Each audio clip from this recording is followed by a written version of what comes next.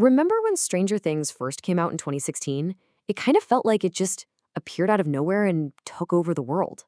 But that success was no accident. So in this explainer, we're going to break down the very first episode, piece by piece, and figure out how specific creative choices turned a cool retro show into an absolute global phenomenon.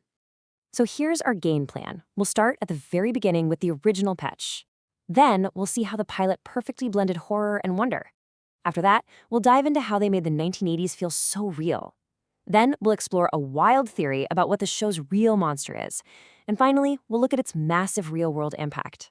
All right, let's get into it. You gotta start at the beginning, right? Every great show starts with a great idea. And for Stranger Things, that means going all the way back to the original blueprint from the show's creators, the Duffer Brothers. Now this quote, this is everything. This isn't just some clever marketing line. It's the entire secret sauce for the show. Think about it. You take the heartfelt, kids-on-bikes wonder of a Spielberg movie like E.T., and you smash it together with the bone-chilling suburban terror from a Stephen King novel like It. That blend, that dual identity, is the key to the whole thing. And here's a fun fact for you. Before it was set in Hawkins, Indiana, the show was actually called Montauk. You can see it right here on the cover page of the original pilot script. It was supposed to be set in New York and was directly inspired by these wild, real-world conspiracy theories about something called the Montauk Project. You know, stories about secret government experiments. Okay, so they had the formula. Spielberg plus King. But how do you actually show that on screen? Well, let's look at the very first few minutes of the pilot, because they do something pretty incredible to establish those two competing tones right away. The contrast here is just brilliant. We start with absolute terror, right? Alarms glaring, a scientist running for his life, something unseen and horrible has escaped. Then bam, a hard cut. And where are we? A cozy wood-paneled basement. The biggest threat in this world is a make-believe Demogorgon in a D&D game. The show is practically yelling at you from the start. These two worlds, they are about to collide. And it's honestly amazing how much that first episode sets up and how quickly it does it. In less than an hour, we get all the puzzle pieces for the whole season. You've got the creepy government lab, the monster on the loose, the central mystery of Will Byers vanishing, the mysterious girl 11 showing up, and, of course, the heart of the show, these four kids who would do absolutely anything for each other. Now, a lot of shows have tried to do the whole 80s nostalgia thing, but Stranger Things, it just hits different, doesn't it? It doesn't just reference the 80s, it feels like an actual time machine. So how in the world did they pull that off? Well, the authenticity goes way beyond just the feathered hair and the killer soundtrack. The real magic is in how the show looks. They created a very specific, very deliberate visual language to build two distinct worlds for us. You can see it so clearly here. When we're in the natural world, like the kids' basement, the lighting is flat and soft. It feels warm, familiar, safe. Kind of like a Spielberg movie. But the second things get supernatural, the whole look changes. You get this high contrast, super shadowy lighting that immediately puts you on edge.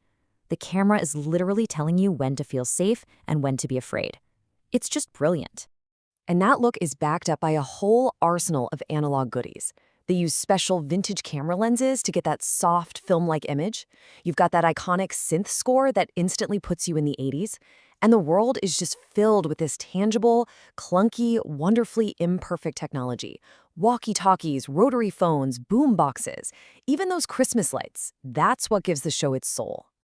Okay, let's build on that idea of technology, because this is where things get really interesting. There's a fascinating theory out there that suggests the show's true power has nothing to do with the Demogorgon at all. So here's the question that reframes everything. What if you look past the sci-fi plot? What is the show tapping into on a much, much deeper level for all of us watching today? The whole theory comes down to this one concept: analog nostalgia.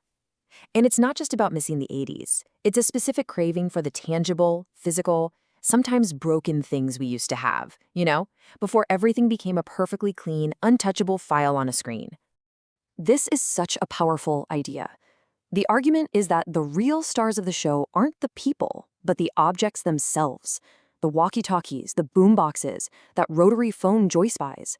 These things, this theory says, represent a lost, pre-digital world that we're all secretly longing for. And here is the ultimate irony. To create that feeling of a flawed, grainy, analog past, they use flawless, perfect, modern digital technology. It's a technique called digital remediation, where they use pristine cameras and software to perfectly add things like VHS static or film grain. It's a total mind bender, right? It takes modern perfection to recreate a beautifully imperfect past. Okay, so we can see how every single detail of the show was meticulously crafted. But what was the result? Let's talk about how this show didn't just stay on our TVs. It exploded out into the real world and created a cultural tidal wave. The show's influence was immediate, right from season 1. And it started in a pretty surprising place: the frozen food aisle at your local supermarket. 14%. That's how much Kellogg said sales of Eggo waffles went up after season 1. No joke. All because they were Eleven's favorite food. That is a perfect example of a TV show literally changing what people buy. And of course, these Stranger Things effect went way beyond waffles. Suddenly, 80s fashion was everywhere again. Pop-up bars inspired by the show were, well, popping up all over the place. And for Netflix, this show became an absolute juggernaut, launching one of their biggest global franchises ever. So let's bring it all home. We've looked at the horror, the wonder, the filmmaking, the deep nostalgia. What does it all really add up to? The incredible success of Stranger Things proves one thing for sure. Our longing for a simpler, more tangible time is a really, really powerful force. And that leaves us with one last question to think about. In our super digital world today, is that nostalgia for the analog past a cozy, comforting escape, or is it its own kind of monster, a haunting reminder of a world that we can see but can never, ever get back to?